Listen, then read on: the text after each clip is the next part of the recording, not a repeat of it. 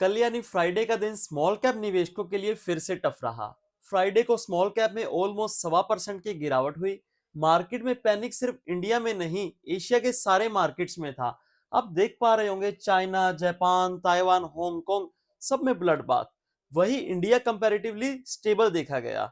आप देख पा रहे होंगे यहाँ पे सिर्फ 0.5% की गिरावट। पर फिर भी यहाँ पे स्मॉल कैप निवेशकों का कॉन्फिडेंस टूट रहा है। तो इसी वजह से स्मॉल कैप में प्रेशर बना हुआ था। हैवी वॉल्यूम्स के साथ सेलिंग्स हुई और रिटेल इन्वेस्टर सबसे ज्यादा टेंशन में है। और एक ही सवाल हर जगह हो रहा है कि स्मॉल कैप फंड्स के इन्वेस्टर्स को होल्ड करना चाहिए या फिर एग्जिट करना चाहिए। आखिर स्मॉल कैप पर इतनी चर्चा हो क्यों रही है? क्योंकि जो लार्ज एंड मिड कैप के इंडेक्सेस है उनकी परफॉर्मेंस कंपैरेटिवली स्मॉल कैप के इंडेक्स से अच्छी जा रही है। आप मेरे पीछे चार्ट देख ही रहे होंगे, ये निफ्टी 100 का चार्ट है और ये है निफ्टी मिड कैप 150 का। ये दोनों इंडेक्सेस में आप देख पा रहे होंगे कि दोनों ही अपने ऑल टाइम हाई के आसपास घूमे जा रहे हैं। आगे क्या होगा, ये तेजी जो इनके अंदर है वो सस्टेन होगी या नहीं होगी, अगली कुछ कैंडल्स के अंदर हमें पता चल जाएगा।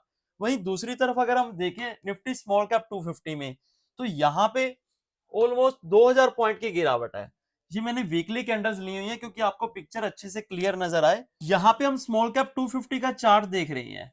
देखिए यहाँ पे जो ऑल टाइम हाई है वो 18700 के करीब था और अभी जो करंट सिचुएशन चल रही है वो 16700 के करीब चल रही है, यानी कि 2000 पॉइंट की गिरावट।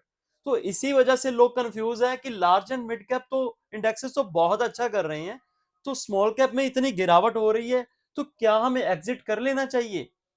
देखिए इसको समझने से पहले ना आपको कुछ चीजें समझनी पड़ेंगी। अगर आप स्मॉल कैप में इन्वेस्ट कर रहे हैं तो स्मॉल कैप का बिहेवियर आपको समझना पड़ेगा। स्मॉल कैप का बिहेवियर लार्ज और मिड कैप से बिल्कुल अलग होता है। स्मॉल कैप ज्यादा गिरते हैं, ज्यादा टाइम के लिए गिरते हैं, यानी कि साइडवेज रहते हैं, और जब चलना स्टार्ट करते हैं तो सबसे तेजी से रिटर्न भी यही देते हैं। इसीलिए स्मॉल कैप में अक्सर दो तरह के ही इन्वेस्टर्स होते हैं। सबसे पहले वो इन्वेस्टर जिन्होंने बिना सोचे समझे, बिना बिहेवियर को समझे, बस इधर उधर देखकर स्मॉल कैप लिया था। अब वही इन्वेस्टर डर रहे हैं और भागने के लिए तैयार बैठे हुए हैं। उन्हें लगता है कि उनका स्मॉल कैप फंड जैसे ही थोड़ा पॉजिटिव में आ जाए तो उनको एग्जिट कर लेना चाहिए, यहाँ पे उनका कुछ नहीं होगा। और दूसरी तरफ जो स्मॉल कैप फंड का बिहेवियर समझकर इन्वेस्ट करते हैं, वो इस तरह के फेज में जो आज चल रहा है वहां अक्यूमुलेट करते हैं, यानी कि और खरीदते हैं।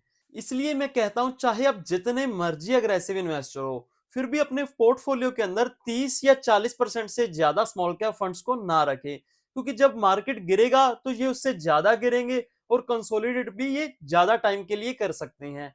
और इन सब के लिए बहुत बड़ा पेशेंस चाहिए, बहुत बड़े पेशेंस की जरूरत है, जो कि आजकल निवेशकों के अंदर बहुत कम पाया जाता है। अभी हमने बात की फंड के बिहेवियर की और अभी हम बात करते हैं इन्वेस्टर के बिहेवियर की, क्योंकि एक्चुअल प्रॉब्लम गिरावट नहीं है, प्रॉब्लम फियर की है, डर की है। क्योंकि लास्ट के कुछ सालों में स्मॉल कैप ने इतना रिटर्न दिया कि लोगों का एक्सपेक्टेशंस ही अब नॉर्मल हो गया। अब जब नेचुरल करेक्शन आता है तो लगता है कि मार्केट खत्म हो रहा है, डरने लगते हैं, पैनिक करते हैं। भाई मार्केट गिरना नॉर्मल है, आपको ये समझना पड़ेगा कि मार्केट गिरना बिल्कुल नॉर्मल है। स्मॉल कैप में गिरावट तो और भी ज्यादा नॉर्मल है। अगर लार्ज कैप 10% गिरेगा तो स्मॉल कैप 15 से 20% गिर सकता है।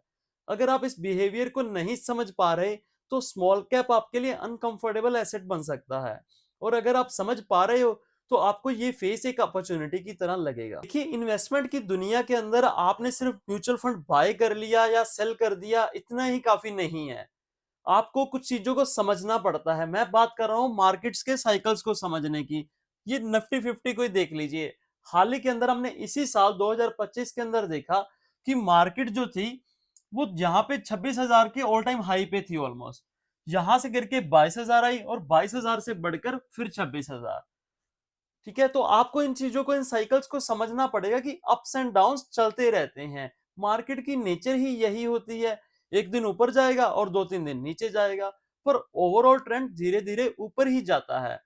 देखिए जो इन्वेस्टर 2020 या 22 का फॉल मिस कर गए, उनके लिए ये जर्नी, ये जो गिरावट थी, एक बड़ा लेसन हो सकता है।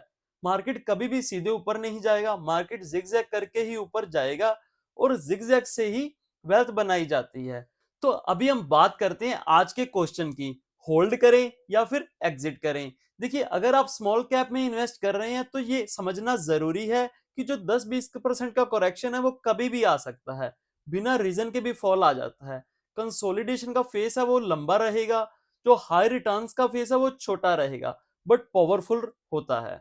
और अगर आप ये सब टॉलरेट नहीं कर सकते तो स्मॉल कैप आपके लिए नहीं है, आप तुरंत एग्जिट कर लीजिए। मैं फिर कह रहा हूं, अगर आप ये टॉलरेट नहीं कर सकते इन चीजों को तो पीस ऑफ माइंड मत खोइए, आप तुरंत एग्जिट कर लीजिए। लेकिन अगर आपका गोल जो है वो लॉन्ग टर्म का है, लंबे समय के लिए आपने निवेश किया है, आपने अपना रिस्क समझकर इन्वेस्ट किया है, स्मॉल कैप के बिहेवियर को समझकर इन्वेस्ट किया है, तो ये फेज सिर्फ और सिर्फ होल्ड करने का नहीं बल्कि यूनिट्स को अकेमुलेट करने का फेज है, और खरीदने का यही एक्यूरेट समय है। इंडिया के लिए न्यूज पॉजिटिव है, प्रोजेक्शन स्ट्रांग है, एफआईआईज की जो सेलिंग्स है वो भी कम हुई है, सेंटीमेंट बिल्कुल स्टेबल है। यानी मार्केट में पैनिक वाली कोई सिचुएशन ही नहीं है। जो ग्लोबल इफेक्ट है वो तो शॉर्ट टर्म के लिए रह सकता है। दोस्तों, बस एक चीज याद रखिए, आप यहाँ पे करोड़ों बनाने का टारगेट लेकर आए थे, तो कुछ हजार का लॉस अपने पोर्टफोलियो में देखकर या फिर शॉर्ट टर्म मूवमेंट से परेशान मत होइए। बस बने रहिए, बने रहना ज्यादा जरूरी है। एट द एंड आगे मार्केट क्या करेगा ये किसी को नहीं पता, पर बिहेवियर और साइकिल को समझकर अगर आप इन्वेस्ट करोगे तो आप इस मार्केट से एक अच्छा प्रॉफिट बनाओगे। Thank you.